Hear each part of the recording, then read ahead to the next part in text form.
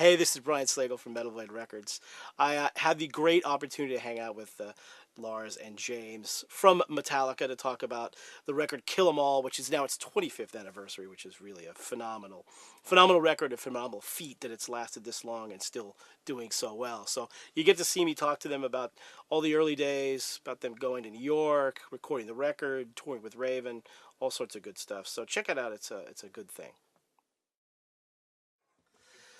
So it's the 25th anniversary of Kill 'Em All, and we're hanging out with Mr. James Hetfield, who had something to do with that record. I'm not sure I think I exactly. was there. I think you were there.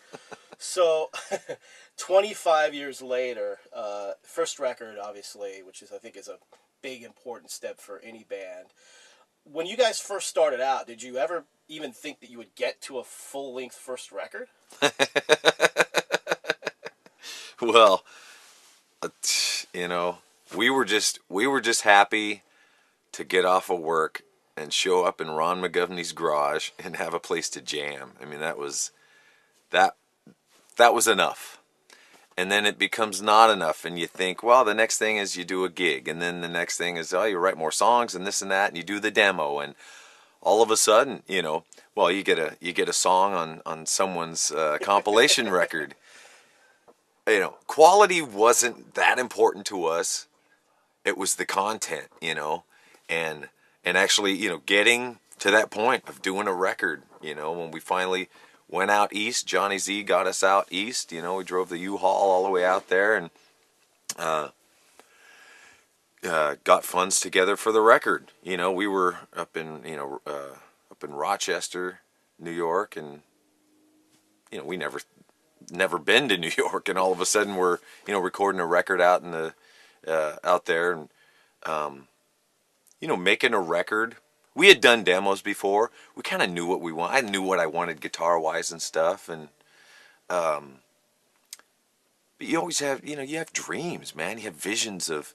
I remember being at school writing. I'm drawing up the band I'm gonna be in. I already know the name of the record. I know what it's gonna look like and all this stuff, and it's a dream that started to come true, and I remember sitting down talking about the title, Metal Up Your Ass was the title of the record, and we have the artwork, the toilet and the blade and all of this, and well, you can't have that, no one's going to sell it, and we got to come up with another title and all of that, but just all of the creative things that go around, making a record.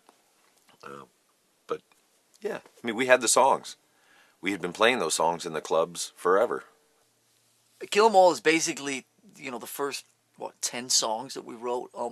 We were pretty particular about, I remember very early on with James having, like, what's the point of writing a song if it's not good enough to go on the record? So we were very kind of anal. But, like, every song, so Kill 'Em All is literally the first 10 songs. It's not, there was 16 and 10 of them made it on the record.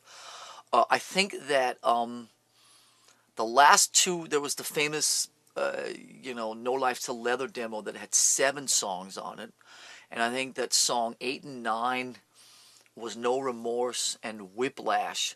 Those were finished right around the time that I think Cliff joined the band. And we went and did a demo of those up in Walnut Creek, up in Northern California. And then, of course, the 10th song being the bass solo song. So by the time we went to San Francisco, I think that pretty much all the songs were done or very close to being done. It wasn't like we wrote. I mean, we were writing when we got to the East Coast, but those were the songs. That was Fight Fire and For Whom the Bell Tolls and whatever that ended up on the next record. So all the songs on Kill 'Em All were pretty much written.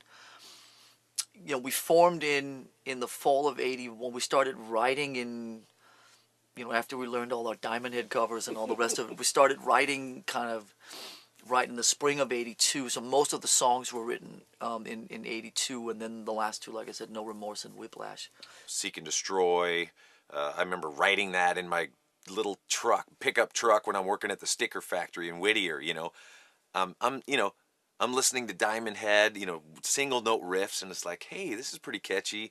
Go over to Lars's place in Newport, and you know, uh, in his dad's meditation room. We take all the mattresses and put them up against the wall, and we write "Seek and Destroy," and we're headbanging, through his house there, and so slowly started, writing songs. Some of the songs were things that I had before, like "Hit the Lights," or lyrics that were from other things. Uh, you know, um, "No Remorse" was some other song.